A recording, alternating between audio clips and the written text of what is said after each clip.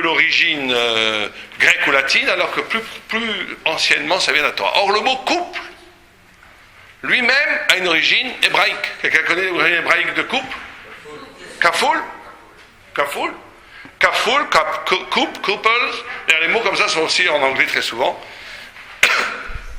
Couple. Donc déjà on nous dit d'emblée que la notion de couple, elle a à voir avec la notion du double, puisque kafoul en hébreu, c'est double, c'est un dédoublement.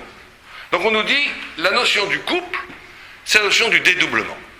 Alors on va essayer de rentrer un peu profondément au début, et après on va redescendre sur terre sur les détails, mais au niveau des concepts, qu'est-ce que c'est la notion de kafoul? Si on comprend qu'est-ce que c'est la notion du double, du kafoul, on va comprendre qu'est-ce que c'est la notion du couple. Kafoul, quand on le voit dans la Torah, la première fois qu'on le voit dans la Torah, c'est dans Marat HaMarpela, le caveau du double. Vous savez que quand Abraham Avinu a voulu enterrer Sarah, c'était la paracha de la semaine dernière, enfin ça sera la paracha de la semaine prochaine, pardon, c'est la paracha qui nous arrive, hein, qu'on commence à lire maintenant. Le Chaye Sarah, il arrive pour enterrer Sarah à Hebron, et là, il y a le Marat HaMarpela, cette grotte où est enterré les 4 anakim, les 4 couples, justement les 4 couples les plus extraordinaires du monde, Adam et Chava, Abraham et Sarah, Yitzhak, Rivka, Yaakov et Léa. Et on dit que ce lieu du double, c'est un lieu extraordinaire, que Hebron, celui qui a prié dans le Marat HaMarpela, Hebron, c'est un lieu, une expérience où le double apparaît. Alors il faut comprendre qu'est-ce que c'est cette notion du double. Première chose. Deuxième chose, on nous dit que la plus grande épreuve pour Abraham, quelle était la plus grande? Vous savez qu'Abraham a eu 10 épreuves. Quelle est la plus grande épreuve qu'il ait eue, d'après vous? Akadat Yitzhak, le sacrifice de son fils, c'est la 10e. Ça, c'est la vue de la plupart des commentateurs des Rishonim. Mais il y a un très grand rabbin du Moyen-Âge qui s'appelait Rabbeinu Yonah, qui dit non, qui dit la plus grande épreuve, c'était pas. C'était quoi? Non, c'est la 3e épreuve. Non, pas la mort de Sarah, tout le monde meurt. Non, c'est après, parce que c'était crescendo. C'était le fait de devoir acheter la sépulture de Sarah, c'est le Marat HaMarpela, justement. Ce qui est incompréhensible, dans la mesure où on sait très bien que la discussion qu'il y avait entre Abraham et Lot, entre les bergers d'Abraham et Lot, c'est que les bergers de Lot disaient la terre est à nous, on la prend, Abraham n'a pas d'héritier, la terre est à nous, on la prend au Goïm, et Abraham disait non, la terre nous est promise, mais elle ne nous est pas encore donnée, donc on n'a pas le droit d'aller faire pâturer nos troupeaux dans l'herbage des Goïm, il faut leur acheter. Donc il savait très bien, Abraham, que ce n'est pas encore à lui la terre. En quoi est-ce que c'est une très grande épreuve, une plus grande épreuve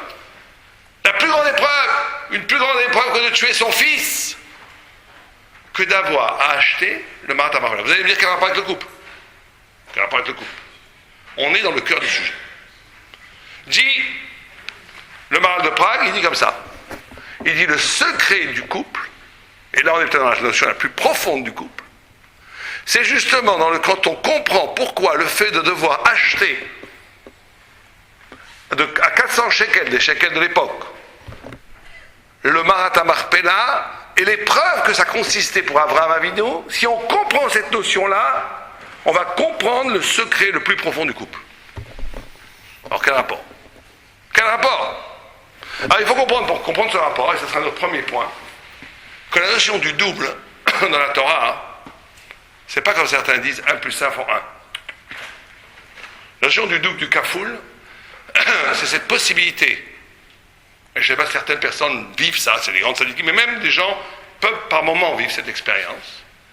C'est cette notion qu'une chose est une, mais qu'elle est dédoublée. Je ne sais pas si vous avez vécu des moments comme ça, où je vis un instant qui s'inscrit dans le temps, mais c'est en même temps quelque chose d'éternel. C'est en même temps dans le temps, et c'est en même temps éternel, les deux en même temps.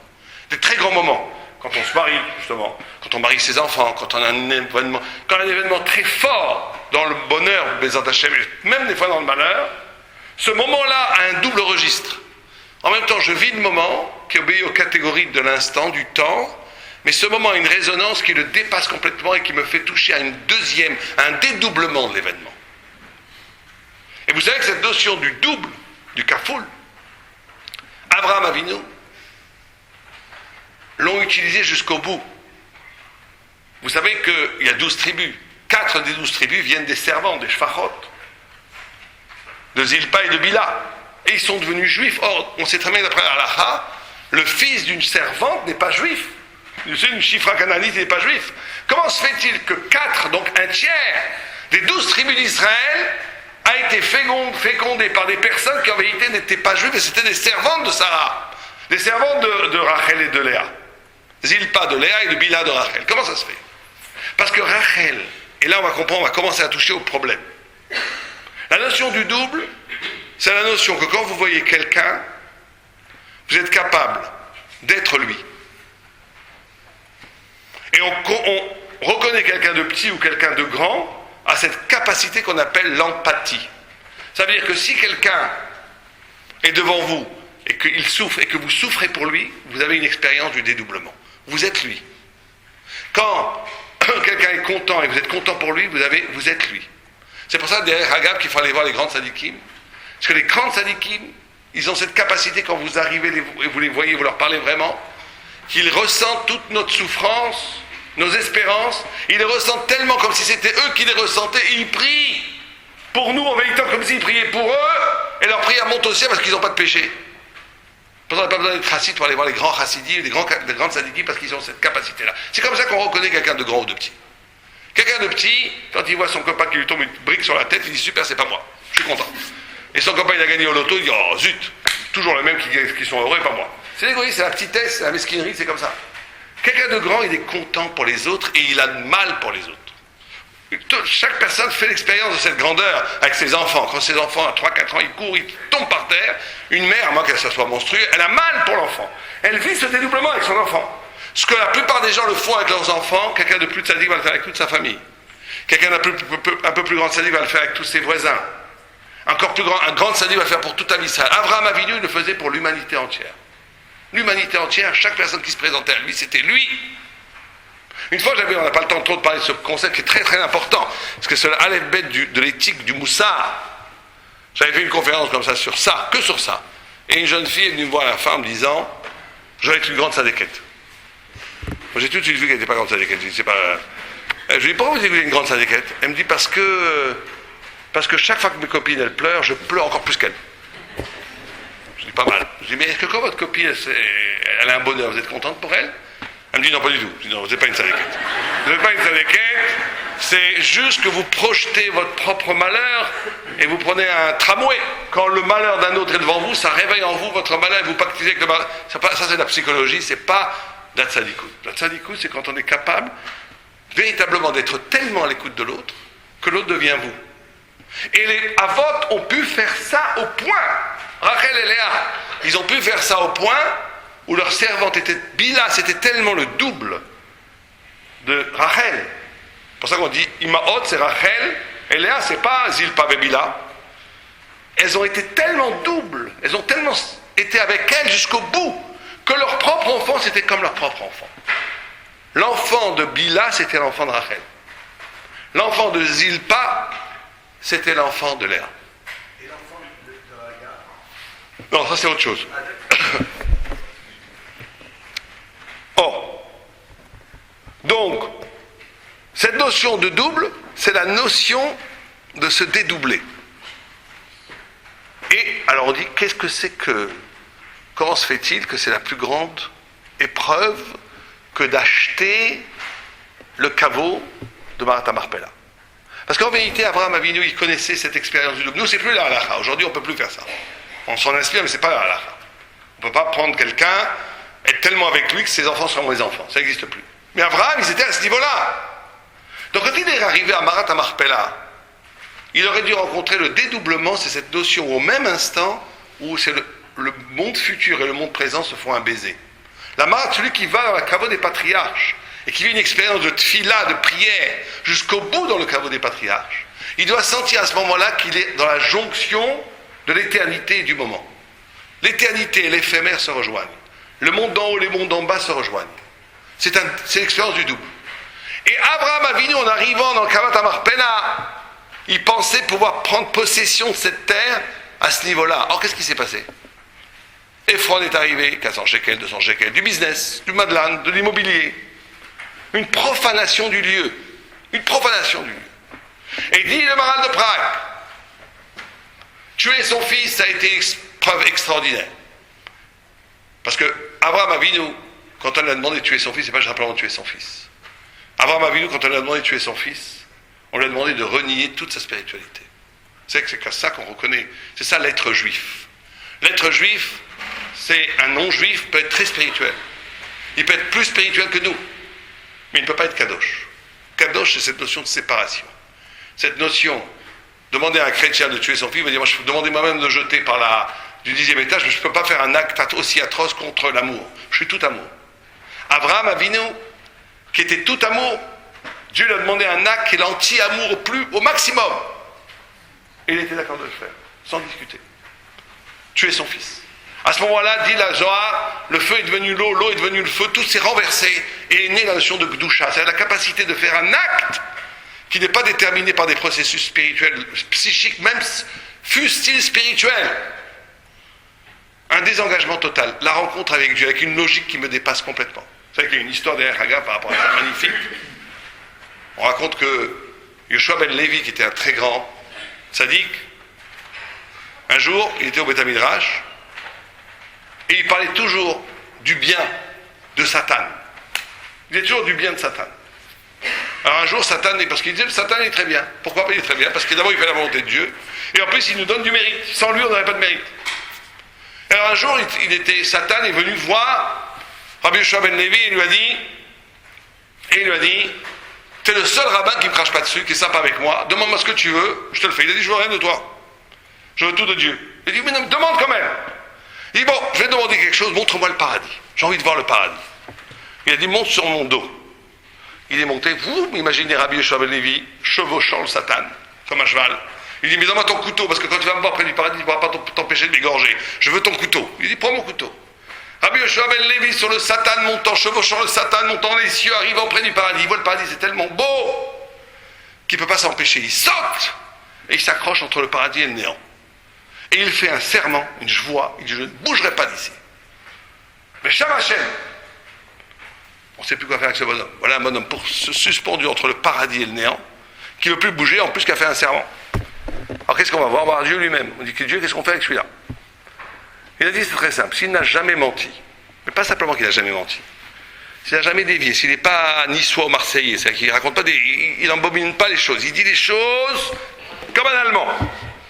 Il dit les choses, jamais il déforme, il dit la vérité, il est Neyman, il est fidèle à la vérité. S'il n'a jamais tordu sa langue, s'il est toujours dans le vrai, il peut rentrer dans le paradis vivant. On regarde de la bar mitzvah jusqu'à maintenant, il n'avait jamais menti, il n'avait jamais déformé la vérité, il a toujours dit la vérité. C'est un homme de vérité. Baruch haba, bienvenue. Et voilà Rabbi Yoshua ben Levi qui rentre avec le couteau de la mort dans le paradis, le diable derrière qui dit mon couteau, en attendant personne ne pouvait mourir, et il rentre dans le paradis. Et à ce moment-là, il rencontre Rabbi Shimon Bar Yochai, celui qui a écrit le Zohar, le grand maître de la Kabbalah, qui était assis sur une chaise d'or, devant une table d'or avec 13 tabourets d'or. Tout ça a une symbolique extraordinaire qu'on ne peut pas expliquer à chaque chose, mais il faut savoir, il faut étudier les textes, c'est des symboliques très très profondes. Et Rabbi Shimon Bar Yochai voit Rabbi Yoshua ben Levi vivant rentrer dans le Gan Eden. Il dit, c'est toi qu'on appelle Yoshua ben Levi? Père Hagam, on apprend de là que les morts en haut savent qui on est en bas. Puis ils ont entendu parler de Yoshua ben Levi, de Rabbi Yoshua ben Levi. Il dit, oui, c'est moi. Et il dit, oh là, on dit beaucoup de choses bien de toi, mais je vais te poser une seule question. Est-ce que tu as vu dans ton existence l'arc-en-ciel? Vous savez qu'on a un signe que si Dieu est en colère contre le monde, on voit l'arc-en-ciel. Que Dieu a prévu après le déluge, il a promis qu'il ne détruirait pas le monde, il a retourné l'arc-en-ciel. Et donc chaque fois qu'on voit l'arc-en-ciel, il se rappelle son alliance. La flèche est vers le haut, pas vers le bas. Mais Dieu veut détruire le monde, il ne le détruit pas parce qu'il a promis. Or, s'il y a un tzaddik total dans la génération, Il n'y a pas d'arc-en-ciel. Parce qu'un homme peut justifier à lui seul de la pertinence de la création. Si vous avez un tzaddik gamour, il n'y a pas d'arc-en-ciel. D'ailleurs, à Nice, on ne voit jamais d'arc-en-ciel. Et donc, qu'est-ce qu'il lui demande à ce moment-là, Rabbi Shimon? Qu'est-ce qu'il lui demande? Il lui demande, est-ce que tu es un tzaddik gamour? C'est ça qui m'intéresse. On ne rentre pas vivant on rentre pas au vivant au Gan Eden si on a vu un arc-en-ciel. Est-ce que tu as vu un arc-en-ciel? C'est ça qu'il lui demande. Est-ce que tu es un tzaddik gamour? Or, lui, il n'avait jamais vu d'arc-en-ciel de sa vie. Mais s'il commence à dire ça, qu'est-ce qu'il dit? Il dit, je suis un tzaddik gamour. Je suis un juste parfait. Pour ça, il ne peut pas le dire devant Dieu au paradis. Donc, il dit, j'ai vu un arc-en-ciel. À ce moment-là, Rabbi Shimon Bar Yochai dit, sors dehors! Quelqu'un qui a vu l'arc-en-ciel ne peut pas entrer vivant au Gan Eden. Et il sort dehors, et après l'histoire continue, mais on va s'arrêter juste là une seconde. C'est extraordinaire cette histoire. Un homme qui est rentré vivant, parce qu'il n'a jamais menti, au Gan Eden, la première chose qu'il fait entrer au Gan Eden, c'est quoi? C'est de mentir. C'est ça être juif. Ça veut dire que je m'en fiche de mes élaborations spirituelles. J'ai construit toute ma vie sur la vérité, c'est vrai. Mais si cette vérité, à un moment donné, elle est au prix que je vais trahir l'humilité devant Dieu de dire je suis un tzaddik parfait, je préfère tout détruire, je m'en fiche. Je mens. C'est ça être juif. Un juif, il n'est jamais idolâtre, même dans ses processus spirituels. Un non-juif, il peut être très spirituel. Il ira jusqu'au bout de sa spiritualité, mais il ne pourra jamais trahir sa spiritualité parce que c'est lui. Il n'y a rien d'autre. La notion, l'identité juive, c'est que je suis défini au plus profond de moi par quelque chose qui n'est pas moi, même dans les plus hauts niveaux de moi-même, même dans ma spiritualité. Quand on touche à ça, on touche à la judaïté. Et Abraham Avinu, c'est ce qu'il a fait.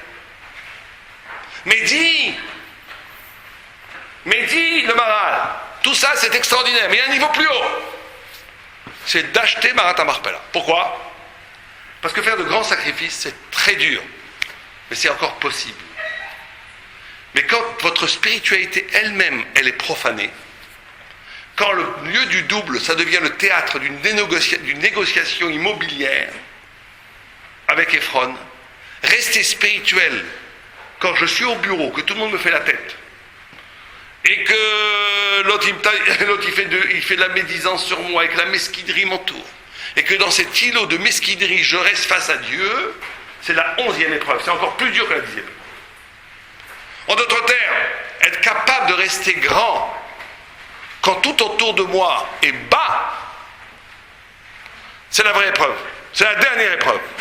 C'est la plus grande épreuve. Et on dit qu'Abraham Avinu a su voir Dieu dans le fait même que pour acquérir Marat Marpella, il a dû tomber dans des choses tordues de business. Il n'a pas bronché. Il a dit d'accord. Et il a essayé de chercher Dieu à l'intérieur de cette mesquinerie elle-même. Et ça, c'est plus grand que de renoncer dans un acte extraordinairement grandiose, d'être capable de tuer son fils parce que Dieu te le dit. Dieu lui a arrêté la main, c'est aussi la grandeur de la chose. C'est plus grand. Et on nous dit que c'est ça le couple. Et là, on commence à un peu mieux comprendre. Le couple, c'est que c'est le lieu de la grandeur qui se transforme en misère, en mesquinerie quotidienne, qu'il faudrait être capable de régénérer dans quelque chose de grand. Voilà, je vous ai tout dit, on peut arrêter là. Ça, la notion du couple. Alors on reprend. Notion du couple, c'est la notion de la grandeur. On est grand quand on est avec sa femme, on est grand quand on est avec son homme. Un homme qui se construit seul, c'est, comme on dit en arabe, c'est gourniche, ça vaut rien. Pourquoi? Parce qu'on est grand quand on est dans l'épreuve du double. Quand je suis capable de m'arracher de moi-même pour comprendre que l'autre c'est moi et moi je suis l'autre. C'est le lieu de la grandeur. C'est le lieu de la grandeur radicale. C'est le lieu où l'homme s'arrache de la misère de la mort. Vous savez, derrière Hagab, c'est très intéressant de voir ça. J'ai quelqu'un qui m'a appelé il n'y a pas longtemps, je ne vais peut-être pas l'enregistrer parce que peut-être qu'il fait l'écoute de cours, mais de façon générale, on va dire. Des gens qui ont vécu toute leur vie dans l'égoïsme. Au bout d'un certain, quand c'est jeune, ça passe. Jusqu'à 23 ans, 30 ans, ça passe. Au bout d'un moment, ces gens-là sont d'une tristesse. Mais terrible. Les égoïstes, au bout d'un moment, ils sont tristes. Pas simplement parce qu'ils sont seuls, tout le monde se sauve au bout d'un moment. Quand ils sont beaux, 20 ans, flamboyants, ça passe. Mais dès qu'ils vieillissent un peu, ils sont insupportables. Mais plus profondément que ça, ils sont tristes. Pourquoi ils sont tristes? Alors celui qui donne, il est heureux. Je ne sais plus qui c'est qui disait ça.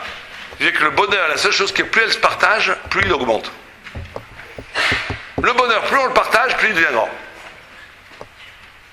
Mais comment ça se fait? C'est pas logique. Au contraire, on devrait dire l'égoïste. Il n'y aura peut-être un enfer, mais dans le Olamazé, ici, on n'est pas dans le monde du miracle, dans le monde de la matière. Plus je prends, moins je donne, plus c'est bien. Plus je donne, plus je suis Ahmad. Comment ça se fait? Non, ça ne marche pas comme ça. Plus je donne, plus je partage, plus je suis heureux. Moins je donne, à la fin, je deviens ridiculement triste. Pourquoi? Parce que l'expérience du don, l'expérience du partage vous arrache à la mort, nous arrache à la mort. Quand l'homme est égoïste, il n'est qu'avec lui-même. Or, lui-même, nous sommes tous voués à la mort. Nous sommes tous des mortels, on s'avance tous inexorablement vers le Moed, on appelle ça. On va tous mourir. Il faut prendre conscience de ça. Et si on n'est qu'avec nous-mêmes, c'est terrifiant la mort. C'est la finitude, c'est la fin. Mais dès qu'on est capable de s'arracher à soi-même, dès qu'on est capable d'avoir une vie qui est liée à autre chose que soi-même, c'est le bonheur, c'est-à-dire que je suis immortel. Le don, c'est l'immortalité. L'égoïsme, c'est la mort. C'est la rencontre de la mort. C'est la rencontre de la mort. Quand je suis capable de faire véritablement quelque chose pour quelqu'un d'autre, il se passe un phénomène extraordinaire, c'est que je rencontre l'éternité. Je rencontre l'immortalité. Je rencontre que je suis... Et c'est ça l'homme. Un animal, on n'a jamais vu un animal donner une côtelette à son copain. Vous avez vu ça? Jamais moi j'ai vu ça, moi. Un homme est capable de donner son argent à quelqu'un d'autre. Il est capable de donner son temps à quelqu'un d'autre. Il est capable d'écouter alors que... Ça veut dire qu'il s'arrache à la bestialité, il s'arrache à la matière. Il devient éternel. Vous savez que c'est ça là. Il y a une marloquette que je ramène toujours. Marloquette extraordinaire entre le Ramban, Nachmanide et Maïmonide. Je vous pose une question très simple. Je prends cette feuille. Je la lâche. Elle est tombée, vous avez vu? Bon, ça c'est pas très lourd. Cette montre, je la lâche, elle va tomber? Vous êtes sûr? Elle tombe. Bon. Qui c'est qui l'a fait tomber? C'est Dieu ou pas? Vous n'avez jamais posé cette question? Si je prends ça, je le lâche. Voilà, c'est tombé. Qui c'est qui a fait ça? C'est Dieu ou pas? Qu'est-ce que vous dites, madame? Oui, c'est Dieu? Et vous? Non? C'est qui alors? La loi de la pesanteur? L'attraction universelle? On ne sait pas? C'est Newton? La pomme. Alors vous pouvez dire oui ou non? Vous pouvez dire oui ou non, ou oui Dieu, ou non Dieu, c'est une discussion entre le Ramban, Nachmanide et Maïmonide. Donc vous avez raison. Elou de Ibrahim. Pourquoi? Nachmanide il dit que toute chose sur la planète, et au-delà de la planète, toute chose dans l'univers, le battement de milliards de papillons, le battement de queue de milliards de poissons, les vers de terre qui sont sous terre, le frémissement des arbres, les feuilles qui tombent, la circonvolution des feuilles comme ça. Tout est voulu par Dieu. Et celui qui ne croit pas à ça dit, le Ramban, Elo Chelek de Torah de Moshe. Celui qui ne croit pas à ça n'a pas de part dans la Torah de Moïse. Vient le Rambam, Maïmonide, il dit il faut laisser tranquille le bon Dieu avec l'attraction là. Pas du tout. Dieu il a créé un monde qui marche tout seul, il l'alimente avec une énergie collective, ça s'appelle Ashgacha Klalit. Mais pas tout le monde, le ver de terre n'a pas la dignité que Dieu s'occupe de lui de façon particulière. Discussion vertigineuse de nos rabbanim du Moyen-Âge. Dit une phrase frémissante qui fait vertigineuse le Rambam. Il dit la Ashgacha, elle est meyuchas la chokhma. La providence, elle est proportionnelle à l'intelligence. Il donne un exemple incroyable, très rigolo. Il dit vous avez un moustique sur la babouche de Mustapha. Comme ça il dit, c'est pas moi. Et il dit vous avez Mohamed en face qui crache un gros glavio. C'est pas moi, c'est lui qui dit. Un gros glavio. Et le gros schlac, il tombe sur le moustique et le tue. Dit le Rambam, est-ce que la mort tragique de ce moustique est voulue par Dieu? La même question. Est-ce qu'elle est voulue par Dieu? D'après le Ramban Nachmani, bien sûr, de dire le contraire, c'est de l'hérésie. Dieu fait tout. Bien le Rambam, il dit pas du tout. Elle n'est pas voulue par Dieu. Elle n'est pas voulue par Dieu. Le moustique était au mauvais moment, au mauvais endroit, au mauvais moment. Pourquoi? Parce qu'il dit, comme il n'a pas d'intelligence, il est soumis à la nature. Et pour avoir la dignité que Dieu s'occupe de toi de façon particulière, il faut s'arracher de la nature. Et c'est quoi s'arracher de la nature? Miller, qui était un très grand rave américain, et c'est quoi s'arracher? Je vous demande, c'est quoi s'arracher de la nature? Qu'est-ce que vous allez me dire? Allez, on fait participer la foule. Qu'est-ce que vous dites? C'est quoi s'arracher de la nature? Ça veut dire quoi, spiritualité? Méfions-nous des grands mots. Soyons dans la pratique. C'est quoi s'arracher de la nature? Voilà, je vous demande la question, voilà. S'arracher du matériel. Comment on le fait? Dire à Miller, s'arracher de la nature, c'est d'être capable de ne pas être réactif. Ça veut dire quoi? Je te déteste, tu me détestes. Comme les animaux, vous les frappez, ils vous mordent. Vous leur donnez à manger, ils vous lèchent. Tout est biologique, tout est instinctif. Il donne une très belle explication. Il dit, imaginez, vous êtes très fatigué. Vous êtes revenu d'un cours de Rav Sadine qui vous a cassé la tête. Vous êtes rentré chez vous. Vous avez envie de vous reposer. Une journée harassante. Votre patron vous a pris la tête. Votre collègue, elle ne sait pas faire son boulot. Vous n'en pouvez plus. Vous devrez rêver que d'une chose, de prendre une douche, un thé, écouter un peu de musique et vous reposer. Vous arrivez, tout va bien. Tout d'un coup, qui est-ce? Un intrus. Bon, j'y vais, j'ouvre la porte. La voisine, Madame Cohen. Madame Cohen.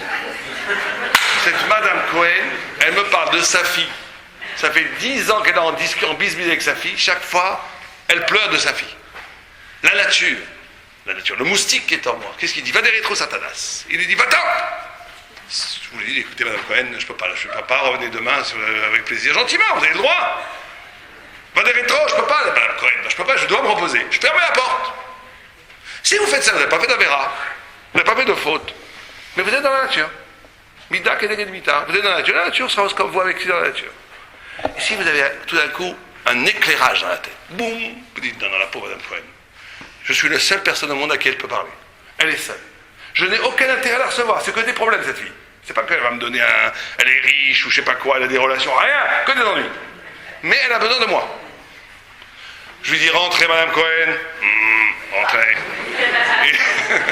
Rentrez et vous lui offrez un thé. Vous l'écoutez, vous la consolez, vous lui faites une petite sourire. Waouh. Celui qui a fait ça, il est sorti de la nature. Dieu le regarde comme un père. Les anges en haut, ils sont en train de faire une hymne, ils s'en rendent pas compte lui. Il est là dans son truc. En haut, il y a des milliers d'anges qui sont en train de dire éloge à cette femme ou à cet homme. Il s'est arraché de la nature. Il devient un sujet singulier.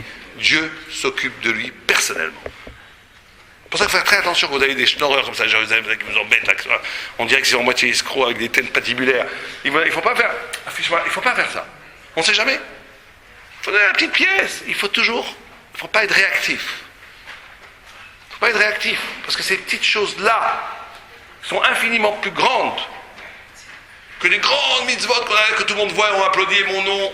Non, je ne vais pas dire trop parce qu'il faut donner des dons, mais il faut mettre aussi des noms dans les synagogues. Mais il y a des petites choses qu'on l'air de rien, où personne ne sait. C'est ça les grandes mitzvot. C'est comme ça c'est la meilleure façon d'acquérir le Olam Haba, c'est comme ça. Des choses où je n'ai aucun intérêt, je les fais parce que c'est bien. C'est un arrachement.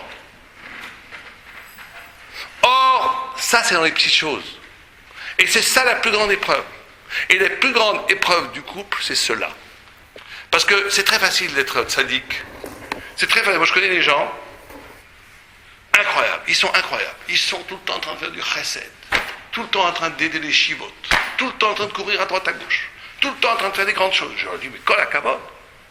On rentre chez eux. Voilà, ils s'assoient. Fatma, donne-moi à manger.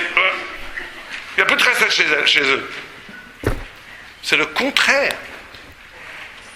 C'est dans l'expérience de la vie de tous les jours avec sa femme et avec son mari. Un mari rentre, il est fatigué, il vous a fait la tête, il vous avait fait la tête hier, il est triste. Une petite remarque sympathique qui illumine son visage. C'est ça la grande mitzvah. Une fois, la Gemara avait le même Rabbi Shua ben Levi qui a rencontré Eliyahu Hanavi. Il dit, qui a le droit dans l'assemblée ici au monde futur? Il y avait plein de religieux, hein. Il dit, personne. Il dit, sauf les deux là-bas. Quoi les deux là-bas? C'était deux clowns. Deux clowns! Il dit, les clowns? Il dit, oui. Pourquoi? Parce qu'ils aiment rendre les gens heureux. Ils aiment rendre les gens heureux. Ils ont la baba. Je les aime. Parce qu'ils aiment rendre les gens heureux. Votre collègue, votre partenaire, votre femme, votre époux, votre épouse, un petit mot qui réconforte. Waouh, ça c'est la mitzvah. Par pur souci d'essayer de réveiller la joie chez l'autre. C'est cette petite épreuve du quotidien qui est le grand drame et le grand secret du couple. Alors comment le faire? On va essayer de voir un petit peu. Comment arriver à transcender, à transfigurer le quotidien? Comment est-ce qu'on peut arriver à ça? Comment on arrive à ça? Alors on va voir. D'abord,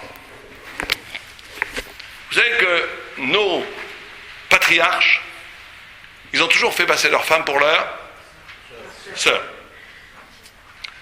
Toujours l'étymologie. Le Chorpat Torah, c'est dans les mots. Comment on dit sœur en hébreu? Achot. Quelqu'un connaît l'étymologie du mot achot? D'où ça vient? Oui, achot. Ça vient de quel verbe? Les achot. Qui a dit tricoter? Bravo, tricoter. Tisser. Les achot, c'est tisser. D'un même tissu. Première chose à comprendre dans la notion du couple, c'est ça qu'ils voulaient. Ils voulaient faire passer leur femme pour leur sœur. C'est-à-dire qu'ils voulaient être capables de révéler que ce mariage n'était pas le fruit du circonstanciel. Ce n'était pas un hasard. De la même façon qu'une sœur, on ne la choisit pas. De la même façon que les liens du sang, on ne calcule pas. Il n'y a pas de calcul avec son frère et sa sœur. On est du même sang. On vient du même tissu. Le premier grand mouvement du Shalom Bayit, c'est de comprendre, c'est pas tiens j'ai épousé, j'aurais pu épouser mieux, moins bien. C'est pas contractuel. C'est de prendre conscience que mon époux et mon épouse, c'est l'autre morceau d'un tissu et moi je suis le premier morceau. On est du même tissu. On n'a pas choisi son mari, on n'a pas choisi son épouse. On l'a pas choisi. Dieu l'a choisi pour nous des milliers d'années avant nous. On est liés du même tissu. Il faut prendre conscience de ça. Prendre conscience qu'il y a quelque chose où l'autre est une prolongation de moi avant même que je l'ai rencontré. Et donc ça va changer le rapport. Je vais vous raconter une histoire que je raconte toujours quand je fais des choupotes. Toujours la même histoire que j'adore. Je raconte toujours quand je fais une choupa. Donc je vais raconter à vous comme ça, parce que la prochaine fois que vous avez une choupa, c'est pas la peine de venir. Vous avez le Devar Torah. Donc c'était quoi? C'est quoi l'histoire? Je vais vous raconter d'abord une autre histoire qui n'a aucun rapport, mais elle est trop belle, je suis obligé de vous la raconter parce que je l'ai entendue personnellement de Rav Berlin. Voilà, je vois que le temps passe vite, on va un peu accélérer. On passe à la deuxième. Alors c'est quoi? Rav Berlin qu'il a entendu lui-même directement de Rav Kanievski. Il y avait une fois un homme, ça je vous raconte juste pour l'histoire. Et après on va raconter la vraie histoire avec l'enseignement. Qui avait une balafre, un jeune homme, une balafre terrible. Et vous savez comment ça se passe dans le monde religieux? On fait ce qu'on appelle les shidours. Shidours, c'est les parents vérifient à droite, à gauche, on fait rencontrer une jeune fille et un jeune garçon, et ils se voient une fois, deux fois, trois fois, mariage, des fois, quatre fois, cinq fois, six fois, et on se marie. Et ça marche très très bien, vous en faites pas. Enfin, très souvent ça marche. En tous les cas, proportionnellement, ça marche pas moins bien qu'avec notre système. Mais en tous les cas, cet homme était balafré, terriblement balafré. Et donc chaque fois qu'il rencontrait une jeune fille, vous imaginez la scène, ce soit en courant. Il en avait marre, déjà 26 ans, 27 ans. Il a été voir Rav Chaim Kanievski, qui est un immense Talmid Chacham, à Bnei Brak, je ne sais pas si vous connaissez. Moi-même, dans ma communauté, j'ai une autre histoire avec lui. Un vieil homme est venu me voir en me disant, mon petit-fils est malade de la maladie. Les médecins ne lui donnent aucune chance. Faites quelque chose. Moi, je ne veux rien faire. Allez voir Rav Chaim Kanievski. Rav Kanievski a été le voir, il lui a dit, fois je ne sais pas. Il était le revoir une deuxième fois, il dit, pourquoi tu vas le revoir une deuxième fois? Je t'ai dit une fois, je ne reviens pas. Vous ne comprenez pas pourquoi il lui crie dessus comme ça. Il est venu me voir personnellement 3 semaines après. Il m'a dit, l'enfant n'a plus rien et les médecins ne se l'expliquent pas. Juste pour vous dire la hauteur de ce rabbin. Et ce rabbin Chaim Kanievski,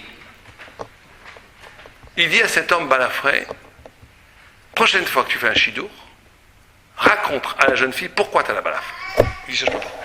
Ça je peux pas, j'ai jamais raconté à personne. Il dit, si tu veux pas raconter, je prends pas sur moi. Si tu le racontes, tu te marieras. Bon, un grand rabbin vous dit ça, vous le faites. Shidour, il rencontre la jeune fille, elle voit la balafre, elle a le même mouvement de recul qu'il connaît par cœur, il dit, oui, je sais, mais je veux juste vous raconter, parce que le Rav Chaim Kanievski m'a dit de vous raconter. Il dit, bon, elle est une bonne, elle est gentille, elle accepte. Il s'assoit, elle lui raconte, écoutez, Il avait 26 ans, il y a 8 ans, quand j'avais 18 ans.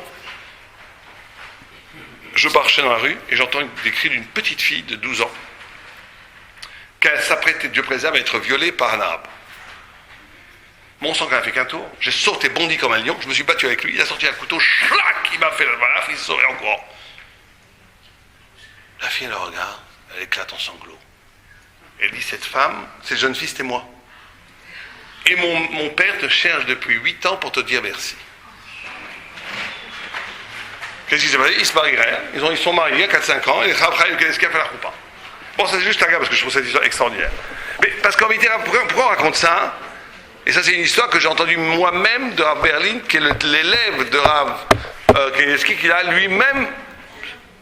Pourquoi je vous raconte cette histoire? Parce qu'on voit la chokhma des chachamim.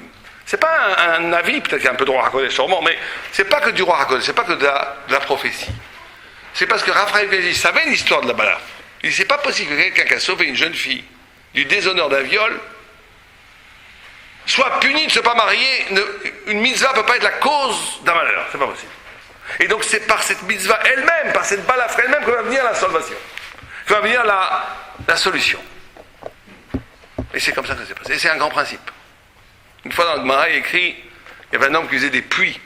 Vous savez, avant, il y avait les pèlerinages de Babylonie jusqu'en Israël pour aller dans les Shloshar Regalim. Et il n'y avait pas comme aujourd'hui des bars. Il faisait des puits, un puisatier pour que les pèlerins puissent boire. Et un jour, on a annoncé à cet homme que sa fille est tombée dans le puits, morte. Le rabbin a dit, tu t'en fais pas, elle n'a rien. Deuxième heure, elle est en train de monter. Troisième heure, elle est déjà dehors. Et après, on est venu voir, effectivement, elle n'avait rien. Et on l'a dit, mais tu es un prophète? Je ne suis pas un prophète. Mais quelqu'un qui a fait des puits pour donner à boire au peuple juif, c'est pas possible qu'avec ce puits, il soit frappé. Et bien, Rav Chaim Kanievski, il a utilisé cette notion-là avec sa balafre. Deuxième histoire. Ça, je ne sais pas si elle est vraie par contre, mais c'est une très très belle histoire. Elle est peut-être probablement vraie, mais je n'ai pas de source 100% qu'elle soit vraie. Il y avait un homme, même chose que la balafre, qui boitait affreusement. Mais il boitait terriblement. Et donc, il arrive Shidur, une princesse, une Jewish princess, comme ils disent les Américains, une sadéquette, très belle, magnifique. Et lui, c'est un Talmid Chacham, un sage, un futur grand rab. Et elle aussi, elle voit qu'il boite, elle recule, elle dit non, je veux pas, non. Il dit je sais, je veux juste lui parler 2 minutes. Il la rencontre, il s'assoit, et il lui dit la chose suivante, il lui dit j'ai rêvé de toi la nuit dernière. Et j'ai vu ton visage, exactement toi. C'était toi que j'ai rêvé. Et Dieu me montrait ma femme, et c'était toi. Simplement, tu boitais. Toi, tu boitais, pas moi. Et j'ai dit à Dieu, mais je ne peux pas épouser une femme qui boite. Et Dieu lui a répondu, tu peux rien, c'est ton destin. Mais je ne veux pas d'une femme qui boite. C'est ton destin. Mais comme lui, il est un Talmid Chacham, il sait, vous savez qu'un Talmid Chacham, c'est celui qui peut renverser. La Gemara dit, celui qui n'est pas capable de donner 150 preuves qu'on peut manger du cochon à Yom Kippour, n'est pas un Talmid Chacham. Le Talmid Chacham a le pouvoir de la dialectique. Il peut renverser il a la maîtrise du cognitif. Il a la maîtrise des concepts. Et donc, il commence à faire un pile-poule avec Dieu. Il dit, attends, 2 minutes. Toi, dans ta Torah, tu dis que l'homme et la femme, c'est un. C'est un, pas 2. On est ensemble. Donc, si moi, je boite à sa place, c'est comme si elle boitait. Donc, c'est aussi mon destin. Dieu dit, pas mal. D'accord, t'as raison. Je veux boiter à sa place. Je lui dis, acquitté, adulé vendu. D'accord, tu boiteras à sa place. Et c'est pour ça que je boite aujourd'hui. Elle le regarde. Bien sûr, il se marie, il a beaucoup d'enfants. Mais est-ce que c'était un grand baratina ou c'était vrai? J'en sais rien. Mais en tous les cas, l'idée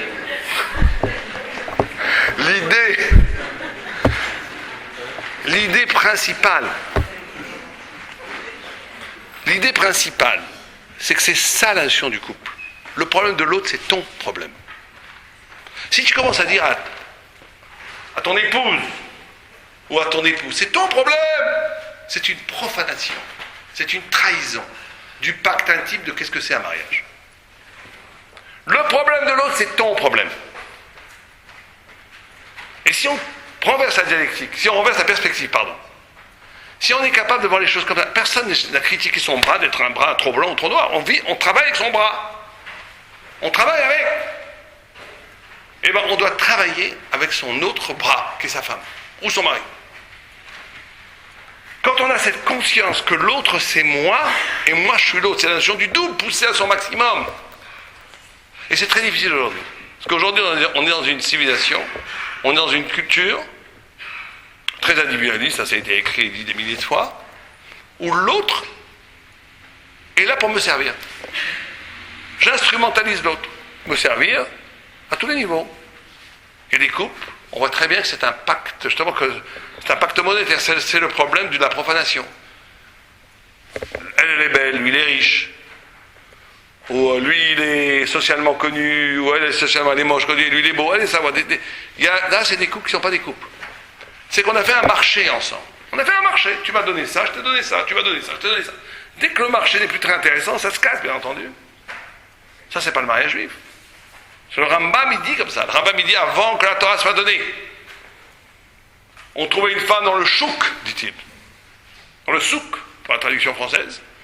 On la prenait, on se mariait. Pourquoi est-ce qu'il dit le chouk? Pourquoi il parle du chouk? Parce qu'il dit, voilà, il veut introduire de façon remesque, à la façon du Rambam, de façon allégorique, un petit peu comme ça. Il dit, suggestif, il dit, c'était ça le problème. C'est que c'était contractuel. Chouk, ça veut dire c'est du business. Tu me donnes ça, je te donne ça. Ça, c'est pas le mariage juif. Le mariage juif, c'est le contraire de ça. Le mariage à Kiddushim, c'est Kedusha, c'est la sainteté. La sainteté, ça veut dire, c'est une énigme, c'est une intrigue. On ne sait pas pourquoi on s'est marié. C'est bien au-delà du contrat. Bien au-delà du contrat, on ne sait pas. Il nous reste à le découvrir. Il faut qu'on travaille ensemble pour le découvrir. Pour arriver à ce point du double où ta vie va s'illuminer par ce que je t'apporte et ma vie va s'illuminer par ce que tu m'apportes. Et dès que je commence à dire ton problème c'est ton problème, mon problème c'est mon problème, t'as qu'à faire, moi je t'ai épousé pour que tu me fasses ça et ça, et toi je t'ai. On est complètement à côté de la plaque. Donc le travail premier, c'est ce travail-là, ce travail de la conscience, d'une épopée. On travaille ensemble. On est là pour construire quelque chose ensemble, et l'autre est moi, et moi je suis l'autre. Et le problème de l'autre, c'est éminemment mon problème. C'est mon problème. Alors on va voir. Quand on a compris ces principes-là, de base, on va essayer de le... On n'a pas le temps, je vois que ça passe très bien, on va prendre que deux problèmes. Deux problèmes qui très souvent rongent les problèmes de couple. Le problème, justement, un des problèmes, c'est celui-là, c'est la notion d'idéal. Je croyais qu'il était comme ça, c'est le contraire. Je croyais qu'elle était comme ça, c'est le contraire. Ça ne correspond pas à mon idéal. Alors là, il faut faire très attention, il y a deux sortes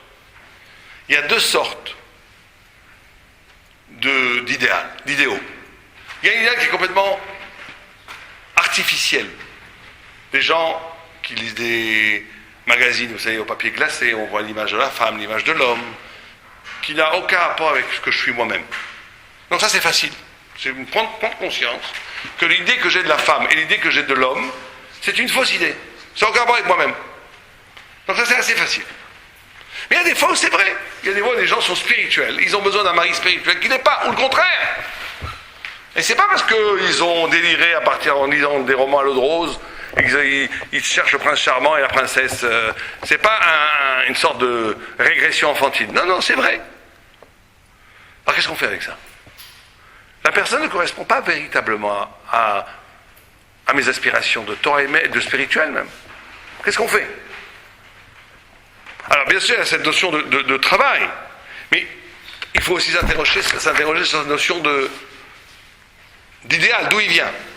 Mais là, il y a un travail extraordinaire à faire. C'est le travail de considérer, justement de rendre adulte mon idéal. C'est exactement ce dont on a parlé au début. Très souvent, c'est parce que justement, le partenaire, l'autre du couple ne correspond pas à 100% à ce que je pouvais attendre. Ça ne m'aide pas à grandir. Peut-être même ça m'abaisse. Mais justement, c'est ça qui va faire que ce point, mon point à moi, va devenir encore plus fort quand je vais me mettre à l'épreuve de la difficulté que mon conjoint m'expose. Vous savez que pour comprendre cette idée, on dit que quand Dieu a voulu créer l'homme et la femme, il a voulu les créer deux. À partir de deux, pas à partir de l'homme, pas de la côte qui n'était pas une côte d'ailleurs. Et il a vu que ça ne marcherait pas parce que ça serait deux entités séparées, ça ferait deux humanités qui se feront la guerre. Donc il les a créés du même tronc. Ce texte est tout à fait étonnant parce que Si je vous demande qu'est-ce qui est mieux de créer l'homme et la femme à partir d'un tronc ou à partir de deux troncs, qu'est-ce que vous direz-vous? Qu'est-ce qui est mieux? Créer à partir d'un tronc ou de deux troncs? Hein? Un tronc c'est mieux. Or on voit que c'est pas comme ça, puisque Dieu a voulu créer à partir de deux troncs, il a vu que ça ne marcherait pas, il a créé à partir d'un tronc. Chaque fois que c'est écrit comme ça dans la Torah, ça veut dire que c'était mieux au début, mais que ça ne marcherait pas, donc on est obligé de le faire d'un tronc. Mais pourquoi c'est mieux de faire avec deux troncs? Parce que c'est ça le travail. Le travail, il y a aussi une fausse image romantique du couple. Fusionnel, où on n'est qu'un, où chacun s'annule dans l'autre. Le couple, c'est que chacun est une dynamique, où chacun devient plus, grâce à l'autre, je deviens plus moi-même. Grâce à l'autre, je deviens un peu plus moi-même. Et pour arriver à ça, c'est très important, très important. De la même façon qu'il est très important chaque jour de s'isoler, c'est ça que nos sages nous enseignent. C'est très important ce faire qu'on appelle hitbod et doute. Chaque jour, chaque homme, une femme, chaque jour, doit prendre 5 minutes, 10 minutes, où je romps les amarres. Je suis plus instrumentalisé en tant que mère, en tant qu'épouse, en tant que mari, en tant que businessman, en tant que docteur, en tant que comptable. Non. Je suis un homme face à Dieu, seul. Il faut être capable de dire à ceux qui nous entourent, là, vous me laissez tranquille pendant 5 minutes. C'est mon moment avec Dieu. Ça s'appelle hitbod et doute. Certains dans le fond de la forêt, les chassidim font la forêt, on ne peut pas le faire à la forêt, on peut le faire même dans un débat, du moment qu'on est véritablement en méditation avec Dieu. Donc il faut isoler. De la même façon, il faut isoler le couple. C'est très important que le couple se retrouve en dehors des fonctions. Des fonctions de mère, de père, de travail, parler tout le temps de du budget familial. Tout ça, c'est important, il faut le faire. Mais c'est très important de s'arracher à tout ça. Pour se retrouver, pour retrouver ce qui a fait qu'on a voulu être ensemble. Très souvent, la vie efface le pourquoi on s'est marié, pourquoi on s'est épousé, pourquoi il y a épousailles. On a oublié. La vie avec, maintenant, on est tout le temps dans une logique de performance, d'assumer la vie. C'est normal, bon, il y a la vie. Mais il faut prendre des moments de retrait, des moments où on se retrouve ensemble, des moments où il n'y a plus papa. Il y a des femmes qui appellent leur mari papa. Bon. Et des femmes qui appellent leur mari maman. C'est beau, c'est pas mal, mais moi ça m'a toujours gêné. Parce qu'une femme n'est pas qu'une maman. Bon, il y a qui appellent mon miel. Bon, c'est pas mal non plus. Mais on peut appeler par le prénom. Il faut garder une certaine fraîcheur. Il y avait un grand rave qui disait, dans la vie, il faut toujours garder la référence du père et des parents, de l'adulte et de l'enfant. Il ne faut jamais trahir ces trois dimensions. Il ne faut jamais trahir ses parents. Jamais trahir ses parents. Il ne faut jamais trahir l'enfant qui est en moi. La jeunesse éternelle qui est en moi. Et il ne faut pas non plus jamais trahir l'adulte. Les trois choses vont ensemble. Et dans le rapport au couple, il faut qu'il y ait ces trois choses. Regarde cette notion des parents, c'est cette notion on reproduit l'espèce, il y a cette notion. On est une des courroies de la pérennité du peuple juif, c'est magnifique, c'est bien, mais ça ne suffit pas, on n'est pas que instrumentalisé comme une des tahanas, un des moments de la reproduction du peuple juif. On est un individu irréductible, on est un couple irréductible. Au-delà de tout, qui se doit de se retrouver. C'est un deuxième problème qui est très souvent dans le couple, c'est l'érosion. Il faut apprendre, et ça c'est très important, il faut apprendre à continuer à se séduire, à se surprendre. Il ne faut pas se laisser avachir par la vie. Alors, pour conclure, après on va des questions, je vais vous dire ce que le Rambam dit, on va prendre 5-10 minutes pour finir avec ça. Parce qu'il donne toutes les solutions, le Rambam. Il dit, le Rambam, dans Perek Ishut, Alakha Tetvav, si je ne me trompe pas, il dit comme ça, Perek Tetvav, Alakha Yutek, il dit, les Ken Savou Chachamim. Nos sages nous ont enseigné, Tzivou Chachamim. Chez Adam, Mechabed et Ishto Yoter Bigufo. Messieurs, c'est pour vous. On va commencer par l'obligation des femmes par rapport à l'homme, et les hommes par rapport à la femme. Première chose que dit le Rambam, Vechen Tzivou Chachamim Sheyu Adam Mechabed et Ishto Yoter Bigufo. Un homme doit respecter sa femme plus que son corps, plus que lui-même. La notion du respect, première phrase que dit le Rambam, le respect. Vous savez que 99,9% des problèmes de couple, c'est le problème de respect. Et 99,9% des problèmes d'éducation, c'est le respect, c'est le manque de respect qu'il y a entre les parents. Une femme qui fait une grimace quand le père dit quelque chose, et qui montre qu'elle qu'elle méprise son mari devant ses enfants, ça c'est à coup sûr catastrophique. À coup sûr, il y a toujours la liberté, on va dire à 99%. Respect. Yoter migoufo. Et il dit tout de suite, Ve'ahava kegoufo. Il doit l'aimer comme son corps. Respecter plus que son corps, c'est-à-dire que l'élégance, ça ne vient pas du tout de la tradition française. Si la halakha elle est que s'il fait froid, on a un seul manteau, on donne à sa femme. Qu'on ouvre la porte à sa femme plus que son corps. S'il y a une petite chose à manger, on le donne à sa femme. Il y a une notion de respecter sa femme plus que soi-même. Que le respect de sa femme doit être plus prioritaire que mon propre respect. C'est une halakha. Ve'ahava kegoufo. On ne peut pas aimer quelqu'un plus que soi-même. Ve'afta l'erecha kamocha. L'aimer au même niveau. Ve'im yesh lo mamon. Et s'il a de l'argent, marbe betovata. Il est obligé de dépenser de l'argent. Cette notion-là, très importante, messieurs. Il faut claquer du pognon, comme on dit vulgairement, pour vos femmes. Comme ça dit le Rambam. Pourquoi ? Pourquoi ? Parce qu'une femme a besoin de sentir de nous qu'on donne, qu'on ne retient pas. Sinon elle sent que, comprenez, la femme est instrumentalisée. Elle peut se sentir qu'elle est instrumentalisée, elle est là pour me servir. Elle est là pour servir le mari. Elle est là pour satisfaire les besoins du mari. Quand on fait ça, on la tue. On la rend une chose. Tuer un homme, le respect, c'est quoi le respect ? La notion du respect, c'est la notion de ne pas réduire l'autre à sa fonction. C'est pour ça qu'il faut être très respectueux avec les gens qui travaillent chez vous. Par exemple, les gens vous avez les Arabes qui vous nettoient chez vous, je sais pas quoi, là, ou le Noir qui vient d'Afrique qui vous nettoie la marque. Les grands rabbinim, vous voyez, avec ces gens-là, ils les respectent comme si c'était des rois. J'ai toujours été très frappé avec ça. Pourquoi ? Parce que les pauvres, ils sont instrumentalisés, ils sont réduits à une fonction. Il n'y a rien de plus humiliant que de réduire une fonction. Quand on est capable de restituer l'humanité à quelqu'un en disant, même à quelqu'un qui travaille chez vous, vous voulez un verre de thé, ça va, tout va bien, gentil, un petit mot. Ça c'est ce que la Torah elle veut. Parce que lui, il a besoin de travailler chez vous parce qu'il a besoin de gagner sa vie pour 30 € de l'heure, je ne sais pas comment on paye ici, ou 30 shekels de l'heure en Israël. Mais bon, et alors, ça ne le rend pas moins digne parce qu'il a besoin d'argent. Pas du tout. Il faut au contraire lui donner plus de dignité. Eh bien, Kebiechol, c'est pareil avec la femme. La femme, elle fait beaucoup de choses dans la maison.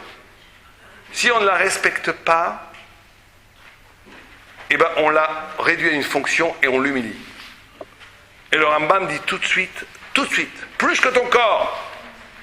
Respecte-la plus que ton corps. Et achète-lui des choses. Fais des cadeaux, continuellement, des cadeaux. Pourquoi ? Parce que c'est comme ça qu'elle sent qu'elle est importante à tes yeux. Après, il continue. Bon,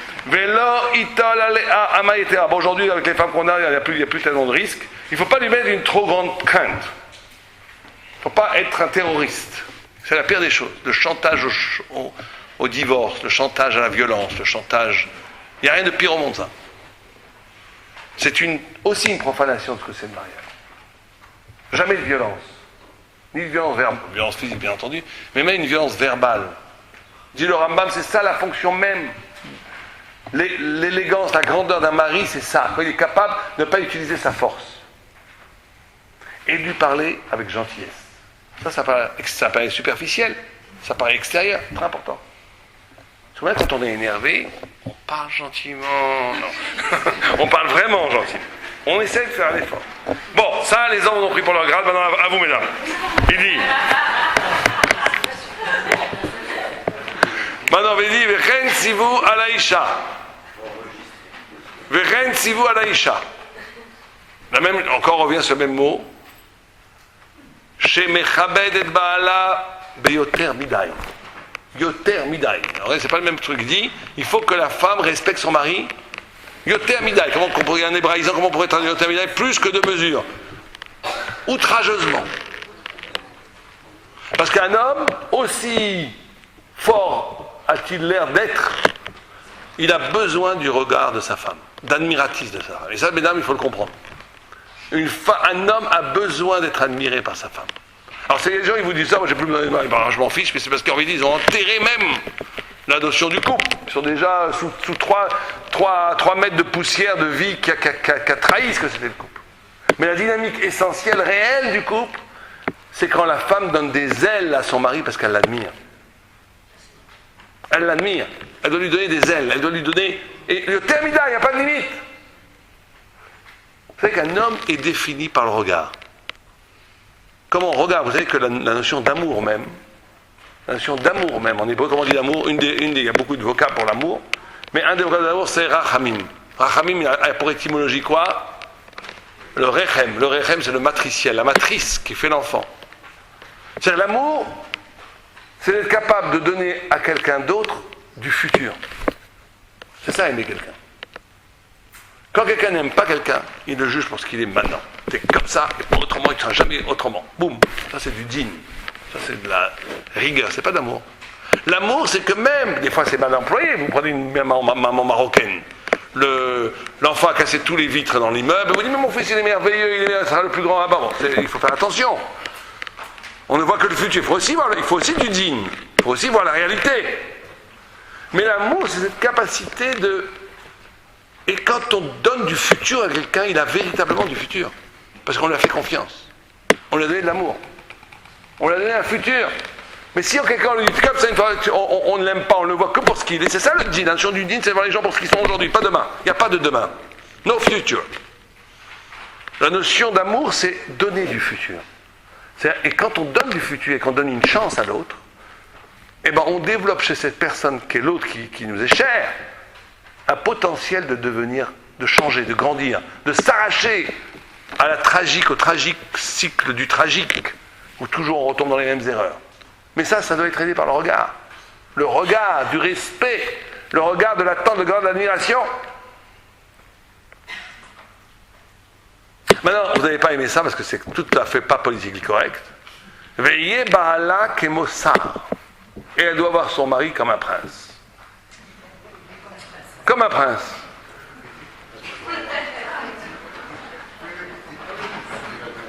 Et il finit avec ça, et c'est peut-être le plus important, et il faut avoir la conscience que le couple d'Israël, c'est pas encore une façon de faire des enfants, ma famille, on vit, on construit, c'est déjà pas mal, on construit quelque chose ensemble. C'est ce qu'il appelle le Mishkan Israël, ça veut dire c'est une reproduction du tabernacle.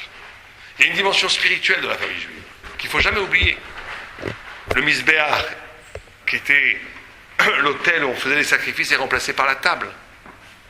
La Shrina, on dit que la Shrina, la présence divine, elle est là, dans les moments les plus intimes entre l'homme et la femme. Donc avoir aussi être capable de traduire une existence quotidienne, physique, existentielle, de comprendre que cette existence, elle n'est pas juste une existence comme ça, parmi tant d'autres. Elle a une fonction au niveau de l'universel et au niveau même de la révélation de Dieu sur terre. Si on comprend que le rapport à mon épouse, le rapport à mon époux, le rapport du couple, le rapport de la famille, c'est un des instruments par lesquels Dieu se révèle dans le monde. C'est le Beth Amikdash, c'est comme le Beth Amikdash. Est-ce que dans le Beth Amikdash, que dans une synagogue, on va commencer à crier, non, c'est sacré. Et bien le rapport du couple, il est sacré, parce que c'est là où se révèle justement le sacré. Alors on a dit, c'est tout le début du cours, c'est vrai que le lieu où il y a la possibilité la plus forte de la révélation du sacré, le lieu où les portes du paradis sont là, c'est aussi les portes de l'enfer sont là. La moindre glissement à droite, à gauche, la Gemara elle dit, méfie-toi des larmes des femmes. Ça amène beaucoup de malheur. Beaucoup de parnassa, de problèmes de parnassa. La parnassa, elle vient grâce à la femme. Ceux qui ont des problèmes d'argent, très souvent, ça vient par rapport à ça. Bon, ça c'est mystique, mais c'est écrit.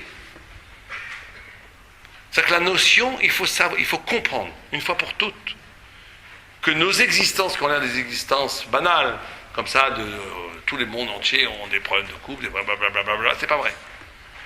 Le couple juif, c'est un couple atomique. C'est-à-dire qu'il se passe des choses qui ont une influence, une répercussion sur l'humanité entière, sur l'univers entier, et sur le sens même de l'histoire. Et donc on doit reprendre, pour avoir cette responsabilité, cette conscience, que je ne bâtis pas simplement un shlom bayit, une paix parce que c'est confortable, parce que c'est sympathique, parce que c'est une façon d'être plus heureux, parce que c'est mieux pour l'éducation des enfants. Tout ça, c'est très bien, c'est vrai. Mais tant qu'on est dans ces logiques de performative, on est toujours dans la notion, c'est bien pour l'éducation, c'est bien pour mon développement personnel, c'est bien pour le développement personnel de ma femme, c'est bien pour la paix, c'est même bien pour être mieux heureux. Ça ne suffit pas. Ça ne suffit pas. La conscience la plus profonde, c'est de comprendre que le théâtre même de l'existence quotidienne du couple et de la famille est le lieu privilégié, peut-être plus que les synagogues, pour accomplir une intrigue et une mission spirituelle de la révélation de Dieu sur terre. Un couple et une famille où le respect réciproque, où l'amour réciproque, apparaît dans cette famille-là l'image, la lumière divine elle-même. Alors c'est vrai que pour y arriver, ça ne suffit pas tout ce qu'on a dit.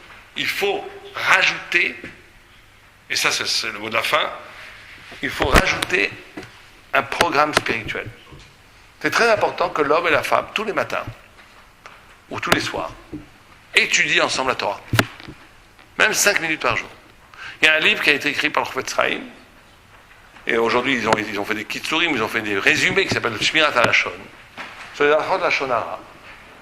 Ou il y a d'autres livres, halachot, midrash, c'est pas grave. Prendre un livre de Torah, tous les jours, avec sa femme, faire ce qu'on appelle une chavruta. Tous les jours, on divise 5 minutes. On essaye d'orienter, d'articuler notre existence autour d'un projet spirituel. On a cette conscience qu'on est, nous, le tabernacle vivant, qu'on est le temple de Jérusalem vivant. À Nice, on peut être le temple de Jérusalem vivant. Quand on comprend ça, ça transfigure l'existence. Ça donne une dimension d'existence beaucoup plus grande. Et on peut, après, quand chaque fois... Et il faut toujours voir les choses comme des épopées, une épreuve. Bon, ça, la main va commencer à m'énerver. Super, c'est génial. Pourquoi c'est génial? Parce que je vais pouvoir faire un travail. Si la femme est trop parfaite, c'est pas bon. Ça veut dire qu'on n'a plus rien à faire. Et si le mari est trop parfait aussi, c'est pas bon. C'est qu'on n'a plus rien à faire. Donc voir le manque chez l'autre comme au contraire une marche dans l'immense échelle de lumière qui m'amène vers Dieu. C'est un travail. C'est un travail où chaque embûche est l'occasion de chuter ou au contraire de grandir. Et quand on vit avec ça, ça change la vie. Et il faut travailler avec ça. Et n'importe qui, dans n'importe quelle situation. Ça ne change pas riche, pauvre, intelligent, pas intelligent, carrière sociale ou pas intellectuelle ou pas, ça change. Tout le monde est confronté au même problème. Comment je suis capable de transformer mon existence quotidienne avec une autre personne comme un agrandissement de mon âme qui devient lui-même le lieu de la splendeur divine dans ma maison. C'est ça le problème. C'est ça le programme. Ça ne veut pas dire qu'il n'y a pas de rigolade, on peut aller au restaurant, on peut rigoler, on peut aller à la mer, au contraire, c'est bien. Mais toujours donner un caractère spirituel à la chose. Le être juif, c'est être capable de traduire justement ces moments banals, quelque chose qui peut être banal de la vie, en quelque chose d'exceptionnel. Et de traduire la beauté de la Torah qui est exceptionnelle en quotidien. Les deux, c'est un double fond. Traduire la vie en Torah et traduire la Torah en vie. Traduire la Torah en vie et traduire la vie en Torah.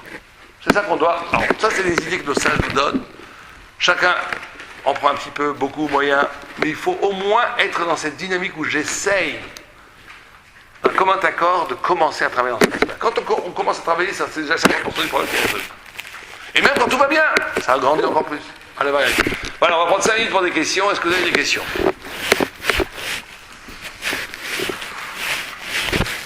Pas de questions, tout est clair comme l'eau de roche.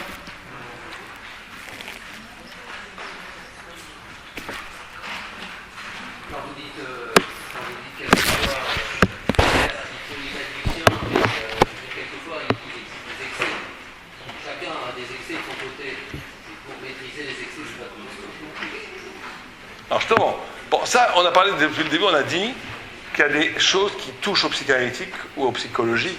Bon, ça doit être traité à part. Mais il y a des excès, les excès, ils sont toujours le symptôme de quelque chose. C'est pas si simple. Alors moi, j'avais connu un couple où l'homme s'énervait toujours, de façon excessive. Il était caressant, il était nerveux, il était coléreux. Quand on voyait de l'extérieur, ça veut dire que c'était lui l'affreux jolo, elle la victime. Mais quand on rentrait un petit peu plus à l'intérieur, on voyait qu'elle avait une façon de le rendre fou. Très sophistiqué, très silencieux.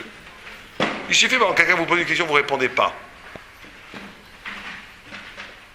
et qu'une deuxième fois vous ne répondez pas, c'est pas très méchant de ne pas répondre, mais pourtant c'est terrible. Vous niez la personne. Alors, pas l'autre, il explose. Alors, c'est vrai qu'au niveau spectaculaire, celui qui explose, il a l'air 1000 fois pire que celui qui s'est tué. Mais c'est peut-être pas sûr. Au jeu de la vérité, peut-être la personne qui n'a pas répondu pendant 2 ou 3 fois, alors j'ai posé une question normalement, m'a envoyé un mépris qui a déclenché ma colère, qui est plus grave que la colère. Donc il faut faire attention avec ça. C'est pas que les symptômes, même violents, ne sont pas forcément la cause du problème. Peut-être que des conséquences. J'ai une question dessus.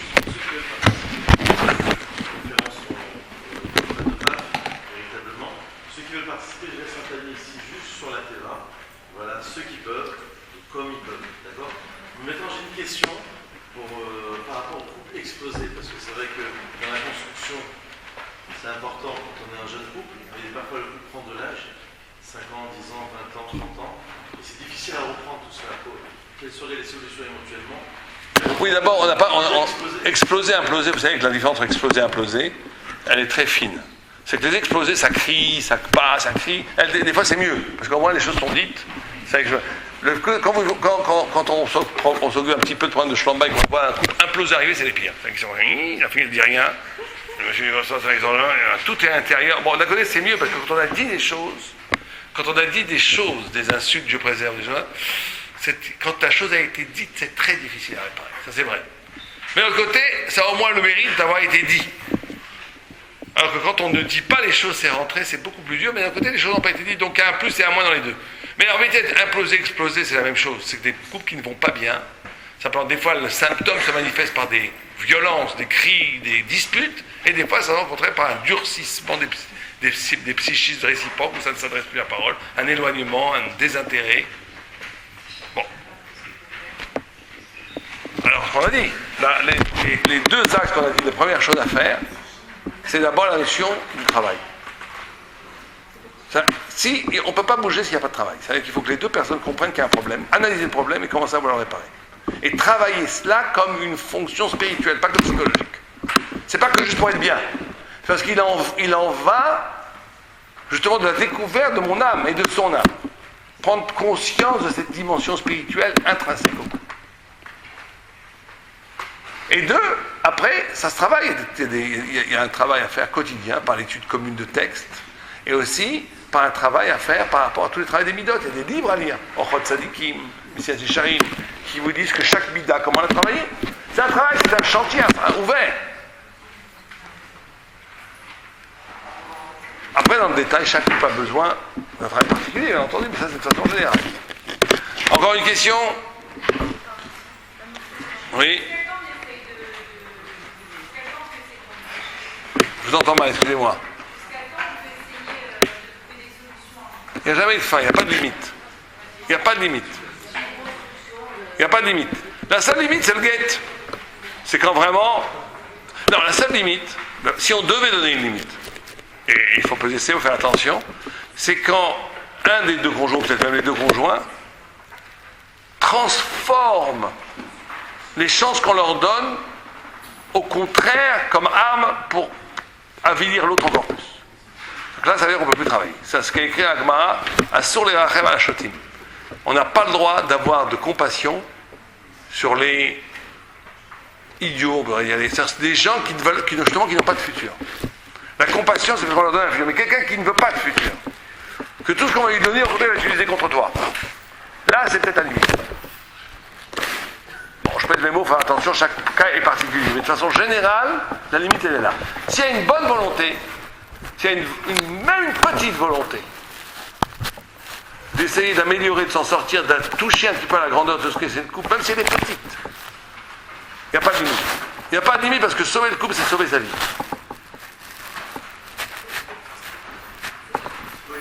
Oui. Vous avez pleuré sur la parnassa. Oui.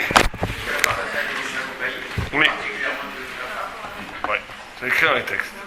C'est écrit dans les textes que c'est le respect qu'on donne à sa femme qui génère de la parnassa, et le contraire. Et c'est le non-respect qu'on donne à sa femme qui amène des gros problèmes de parnassa. Bon, après, il y a des mazalotes, il y a des gens qui ont des parnassa tellement énormes, même s'ils embêtent leur femme, ça reste quand même pas mal. Mais ça aurait pu être le double ou le triple. Et il y a des gens qui ont un mazal très mauvais, que être gentil avec sa femme, ça aurait un peu aidé. Mais c'est sûr que c'est un des facteurs très importants à la parnassa. le fait qu'on donne du bonheur à sa femme amène une immense parnassa, une bracha de parnassa dans la maison. Et le contraire bloque la parnassa. Oui. La notion de la femme, on a vu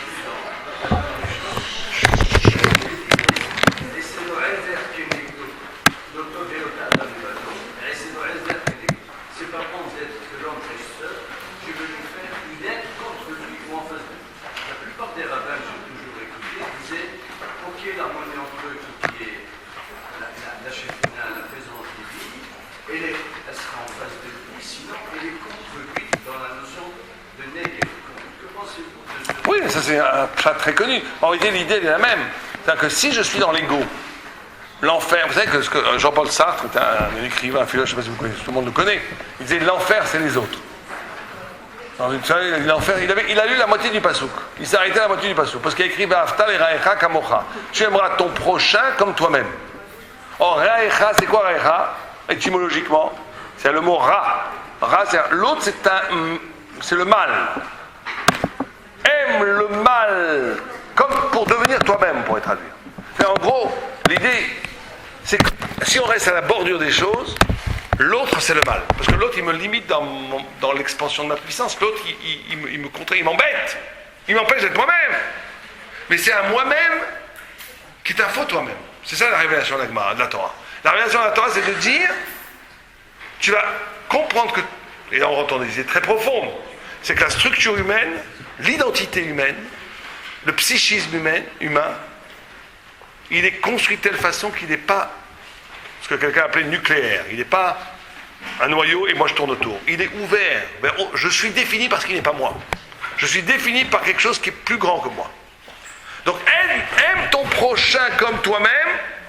C'est que si tu aimes le mal, ce qui paraît être le mal, c'est ton prochain qui te limite, qui t'embête, qui te bloque, qui limite ta volonté de puissance. Quand tu arrives à aimer ça, tu découvres un autre toi-même qui n'est pas justement, qui n'est pas défini par la puissance, qui est défini par le dessaisissement, par une autre façon d'être soi-même. Et bien c'est dans le couple se joue cette tragicomédie. Dans le couple, si je cherche simplement à servir l'autre, que l'autre me donne ce dont j'ai besoin et c'est tout, et chacun fait avec... alors à ce moment-là, c'est l'horreur. C'est-à-dire qu'on en est, que c'est Kenegdo, ça va être l'un contre l'autre, que chacun va se battre contre l'autre pour prendre ce qu'il a besoin.